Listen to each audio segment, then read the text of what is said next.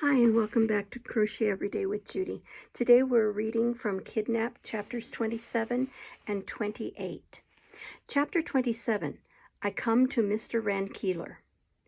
The next day it was agreed that Alan should fend for himself till sunset, but as soon as it began to grow dark, he should lie in the fields by the roadside near to Newhalls, and stir for naught until he heard me whistling. At first I proposed I should give him for a signal the Bonny House of Airlie, which was a favorite of mine. But he objected that as the piece was very commonly known, any ploughman might whistle it by accident, and taught me instead a little fragment of a Highland air, which has run in my head from that day to this, and will likely run in my head until I lie dying. Every time it comes to me, it takes me off to that last day of my uncertainty, with Alan sitting up in the bottom of the den, whistling and beating the measure with a finger, and the gray of the dawn coming on his face. I was in the long street of Queensferry before the sun was up.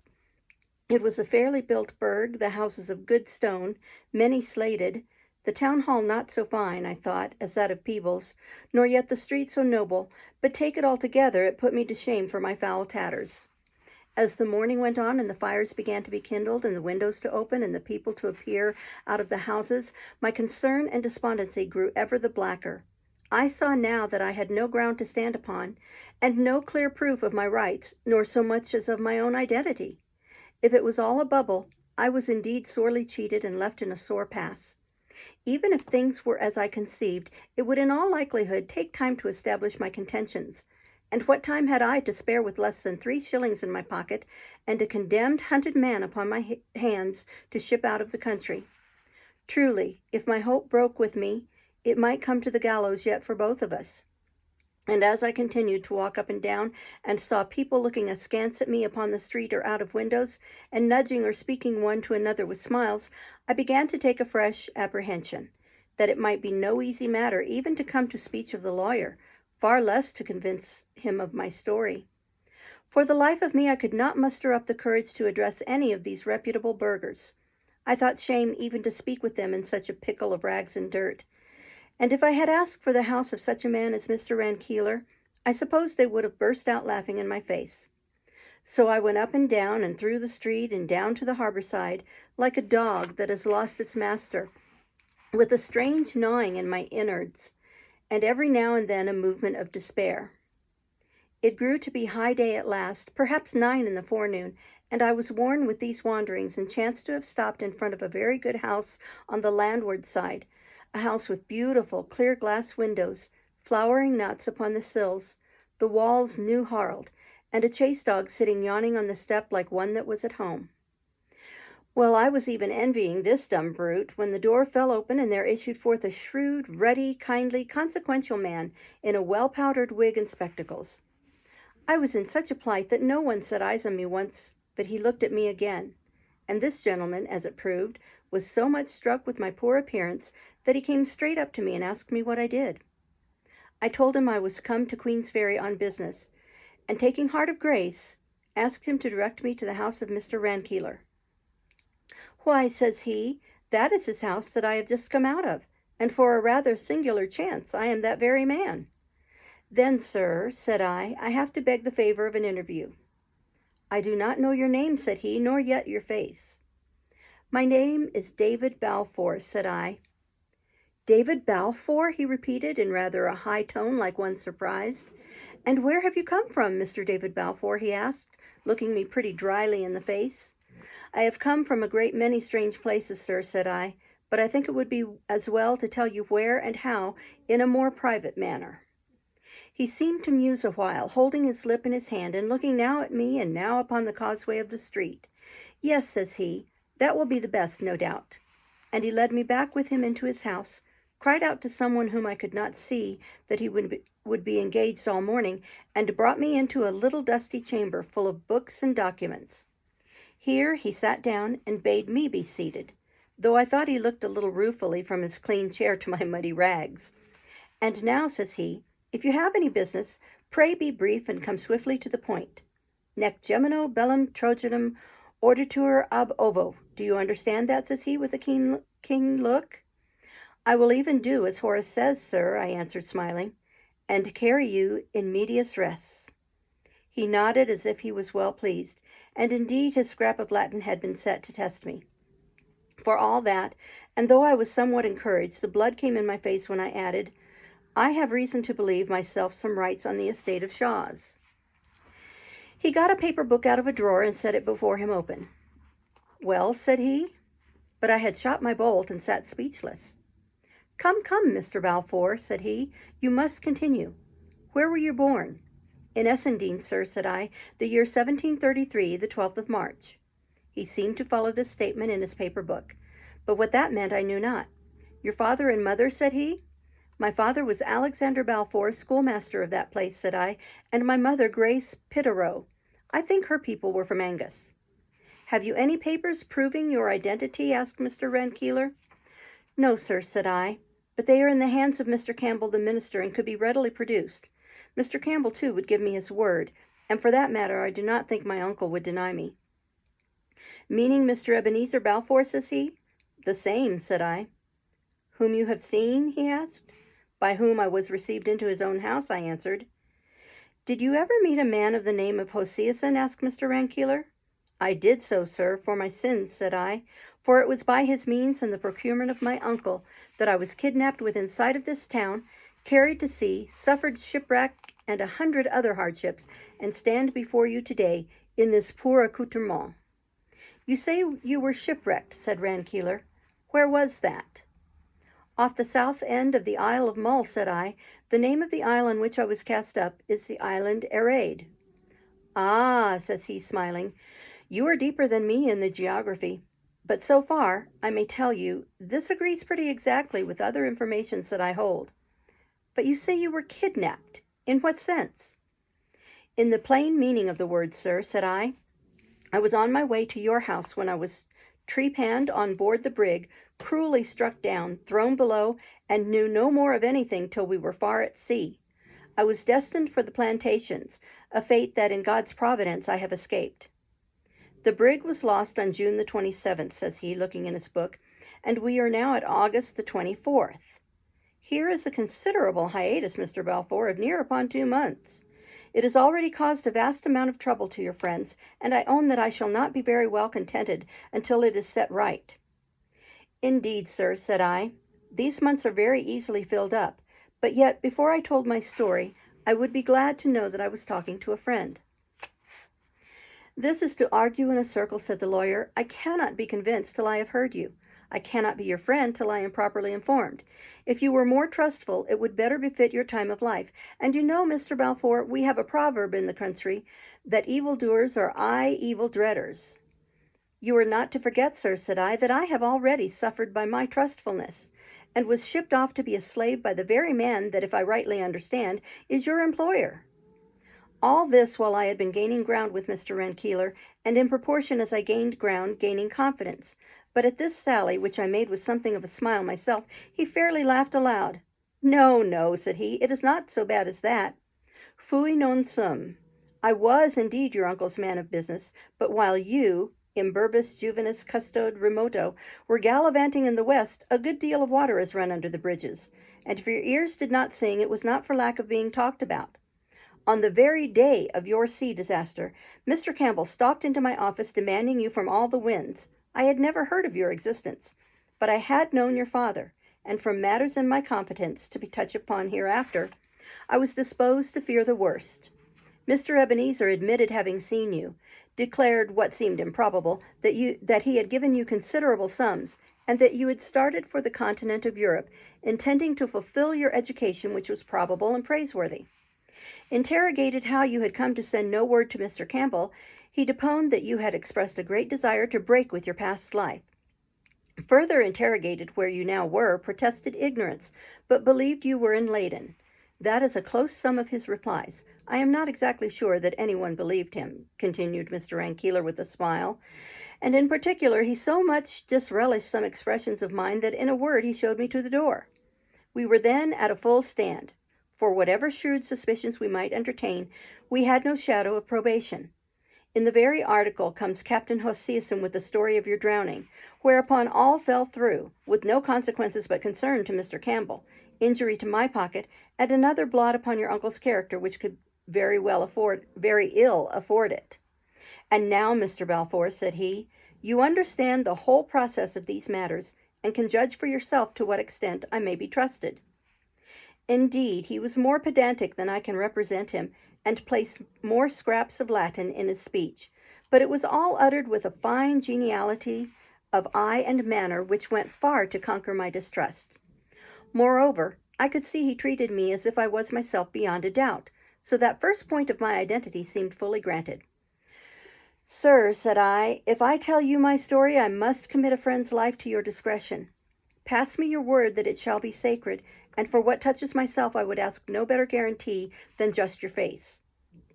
He passed me his word very seriously. "But," said he, "these are rather alarming prolocutions, and if there are in your story any little jostles to the law, I would beg you to bear in mind that I am a lawyer, and pass lightly." Thereupon I told him my story from the first, he listening with his spectacles thrust up and his eyes closed, so that I sometimes feared he was asleep. But no such matter. He heard every word, as I found afterwards, with such quickness of hearing and precision of memory that often surprised me. Even strange, outlandish Gaelic names, heard for that time only, he remembered and would remind me of years after. Yet when I called Alan Breck in full, we had an odd scene. The name of Alan had of course rung through Scotland, with the news of the Appin murder and the offer of reward, and it had no sooner escaped me than the lawyer moved in his seat and opened his eyes. "I would name no unnecessary names, Mr. Balfour," said he, "above all of Highlanders, many of whom are obnoxious to the law." Well, it might have been better not," said I, "but since I have let it slip, I may as well continue." "Not at all," said Mr. Rankeillor. "I am somewhat dull of hearing, as you may have remarked, and I am far from sure I caught the name exactly. We will call your friend, if you please, Mr. Thompson, that there may be no reflections, and in future I would take some such way with any Highlander that you may have to mention dead or alive." By this I saw he must have heard the name all too clearly, and had already guessed I might be coming to the murder. If he chose to play this part of ignorance, it was no matter of mine, so I smiled, said it was no very Highland-sounding name, and consented. Through all the rest of my story, Alan was Mr. Thompson, which amused me the more, as it was a piece of policy after his own heart. James Stewart, in like manner, was mentioned under the style of Mr. Thompson's kinsman. Colin Campbell passed as a Mr. Glenn, and to Cluny, when I came to that part of my tale, I gave the name of Mr. Jameson, a Highland chief. It was truly the most open farce, and I wondered that the lawyers should care to keep it up, but after all, it was quite in the taste of that age, when there were two parties in the state, and quiet persons, with no very high opinions of their own, sought out every cranny to avoid offence to either. "Well, well," said the lawyer, when I had quite done, "this is a great epic, a great Odyssey of yours. You must tell it, sir, in a sound Latinity when your scholarship is riper. Or in English, if you please, for for my part, I prefer the stronger tongue. You have rolled much. Quae regio in terris. What parish in Scotland, to make a homely translation, has not been filled with your wanderings? You have shown besides a singular aptitude for getting into false positions, and yes, upon the whole, for behaving well in them. This Mr. Thompson seems to me a gentleman of some choice qualities, though perhaps a trifle bloody-minded. It would please me none the worse if, with all his merits, he were soused in the North Sea, for the man, Mr. David, is a sore embarrassment, but you are doubtless quite right to adhere to him. Indubitably he adhered to you. It come, we may say, he was your true companion, nor less paribus curus vestigia figit, for I dare say you would both take an aura thought upon the gallows. Well, well, these days are fortunately by, and I think, speaking humanly, that you are near the end of your troubles." As he thus moralized on my adventures, he looked upon me with so much humor and benignity that I could scarce contain my satisfaction. I had been so long wandering with lawless people, and making my bed upon the hills and under the bare sky, that to sit once more in a clean-covered house and to talk amicably with a gentleman in broadcloth seemed mighty elevations. Even as I thought so, my eyes fell on my unseemly tatters, and I was once more plunged in confusion. But the lawyer saw and understood me. He rose, called over the stair to lay another plate, for Mr. Balfour would stay to dinner, and led me into a bedroom in the upper part of the house. Here he set before me water, soap, and a comb, laid out some clothes that belonged to his son, and left me to my toilet. Chapter 28. I go in quest of my inheritance. I made what change I could in my appearance, and blithe was I to look in the glass and find the beggar man a thing of the past, and David Balfour come to life again. And yet I was ashamed of the change too, and above all of the borrowed clothes. When I had done, Mr. Rankeeler caught me on the stair, made me his compliments, and had me again into the cabinet. "Sit ye down, Mr. David," said he, "and now that you are looking a little more like yourself, let me see if I can find you any news. You will be wondering, no doubt, about your father and your uncle. To be sure, it is a singular tale, and the explanation is one that I blush to have to offer you. For," says he, really with embarrassment, "the matter hinges on a love affair."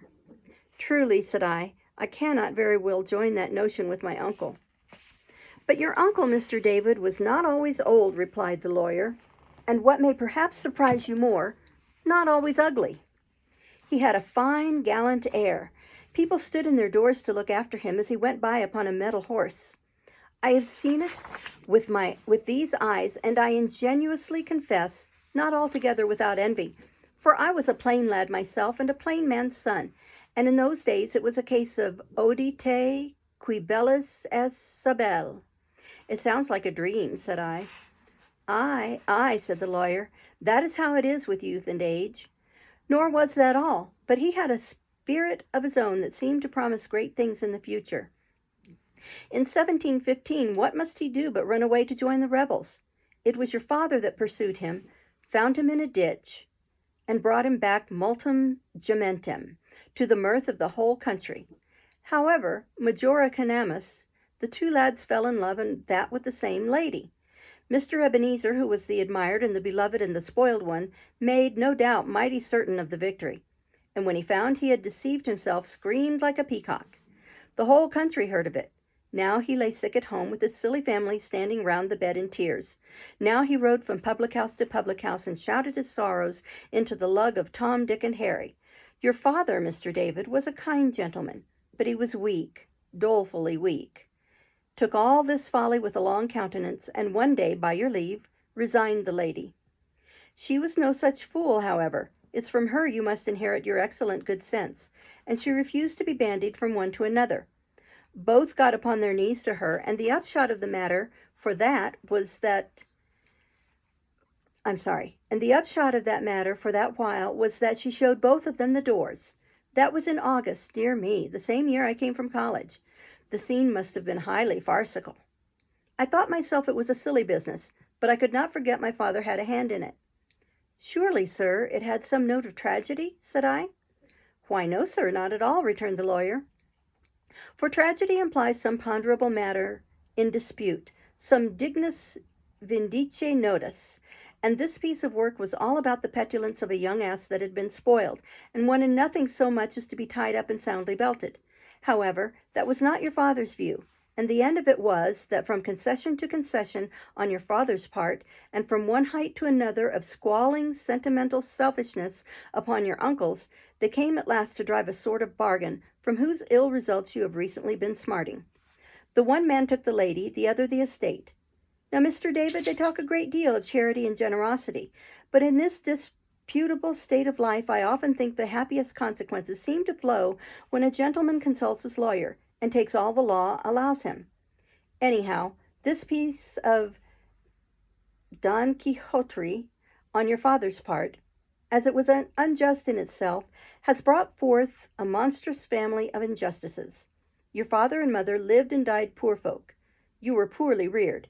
And in the meanwhile, what a time it has been for the tenants on the estate of Shaw's. And I might add, if it was a matter I cared much about, what a time for Mr. Ebenezer. And yet that is certainly the strangest part of all, said I, that a man's nature should thus change. True, said Mr. Rankeeler, and yet I imagine it was natural enough. He could not think that he had played a handsome part. Those who knew the story gave him the cold shoulder. Those who knew it not, seeing one brother disappear and the other succeed in the estate, raised a cry of murder, so that upon all sides he found himself evited. Money was all he got by his bargain. Well, he came to think the more of money. He was selfish when he was young. He is selfish now that he is old, and the latter end of all these pretty manners and fine feelings you have seen for yourself. Well, sir, said I, and in all this, what is my position? The estate is yours, beyond a doubt, replied the lawyer. It matters nothing what your father signed. You are the heir of entail. But your uncle is a man to fight the indefensible, and it would be likely your identity that he would call in question.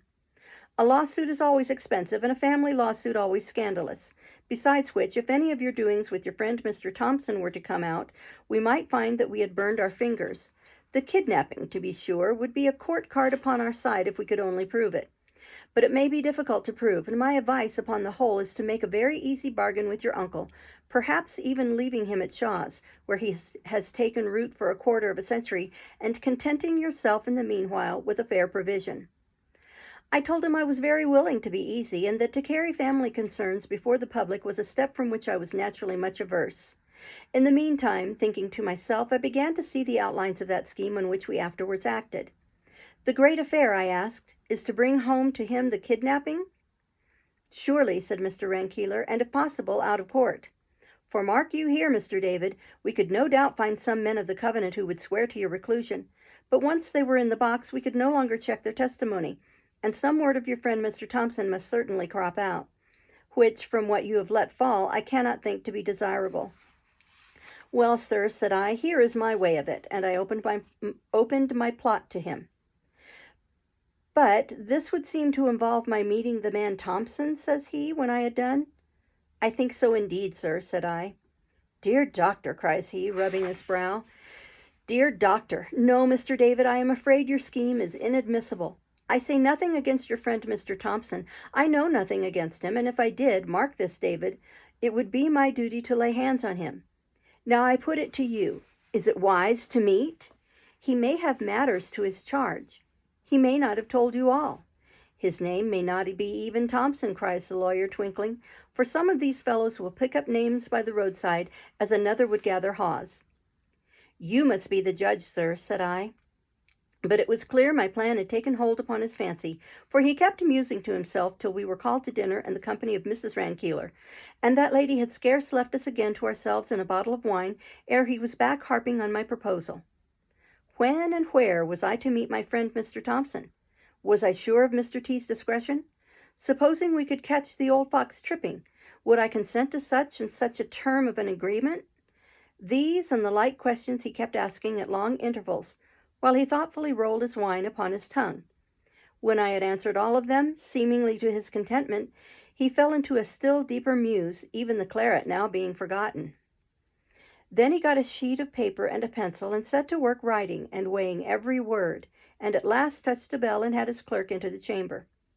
Torrance, said he, I must have this written out fair against tonight, and when it is done, you will be so kind as to put on your hat and be ready to come along with this gentleman and me, for you will probably be wanted as a witness.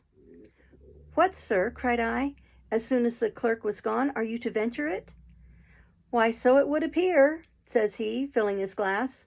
But let us speak no more of business. The very sight of Torrance brings in my head a little droll matter of some years ago, when I had made a tryst with the poor oaf at the Cross of Edinburgh. Each had gone his proper errand, and when it came 4 o'clock, Torrance had been taking a glass and did not know his master, and I, who had forgot my spectacles, was so blind without them that I gave you my word I did not know my own clerk, and thereupon he laughed heartily. I said it was an odd chance, and smiled out of politeness. But what held me all the afternoon in wonder, he kept returning and dwelling on this story, and telling it again with fresh details and laughter, so that I began at last to be quite put out of countenance and feel ashamed for my friend's folly. Toward the time I had appointed with Allen, we set out from the house, Mr. Rankeeler and I arm in arm, and Torrance following behind with the deed in his pocket and a covered basket in his hand. All through the town the lawyer was bowing right and left and continually being buttonholed by gentlemen on matters of burgh or private business, and I could see he was one greatly looked up to in the county. At last we were clear of the houses, and began to go along the side of the haven and toward the Hawes Inn and the ferry pier, the scene of my misfortune. I could not look upon the place without emotion, recalling how many that had been there with me that day were now no more. Ransom taken, I could hope, from the evil to come. Shuan passed where I dared not follow him, and the poor souls that had gone down with the brig in her last plunge. All these and the brig herself I had outlived, and come through these hardships and fearful perils without scathe. My only thoughts should have been of gratitude, and yet I could not behold the place without sorrow for others and a chill of recollected fear. I was so thinking when upon a sudden Mr. Rankeeler cried out, clapped his hand to his pockets, and began to laugh. "Why," he cries, "if this be not a farcical adventure, after all that I said, I have forgot my glasses." And at that, of course, I understood the purpose of his anecdote, and knew that if he had left his spectacles at home, it had been done on purpose, so that he might have the benefit of Alan's help without the awkwardness of recognizing him. Indeed, it was very well thought upon, for now, suppose things to go the very worst, how could Rankeeler swear to my friend's identity, or how be made to bear damaging evidence against myself? For all that, he had been a long while of finding out his want, and had spoken to and recognized a good few persons as we came through the town, and I had little doubt myself that he saw reasonably well. As soon as we were past the Hawes, where I recognized the landlord smoking his pipe in the door, and was amazed to see him look no older, Mr. Rankeeler changed the order of march, walking behind with Torrance, and sending me forward in the manner of a scout. I went up the hill, whistling from time to time my Gaelic air, and at length I had the pleasure to hear it answered, and to see Alan rise from behind a bush. He was somewhat dashed in spirits, having passed a long day alone skulking in the country, and made but a poor meal in an alehouse near Dundas.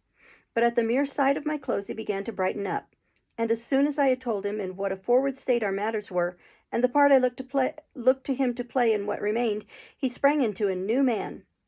"And that is a very good notion of yours," says he, "and I dare to say that you could lay your hands upon no better man to put it through than Alan Breck.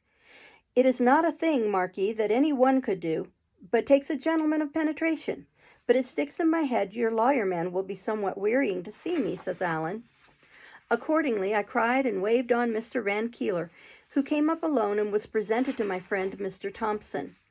"Mr. Thompson, I am pleased to meet you," said he, "but I have forgotten my glasses, and our friend Mr. David here," clapping me on the shoulder, "will tell you that I am little better than blind, and that you must not be surprised if I pass you by tomorrow." This he said, thinking that Alan would be pleased, but the Highlandman's vanity was ready to startle at a less matter than that. "Why, sir," says he stiffly, "I would say it mattered the less, as we are met here for a particular end, to see justice done to Mr. Balfour, and by what I can see, not very likely to have much else in common. But I accept your apology, which was a very proper one to make."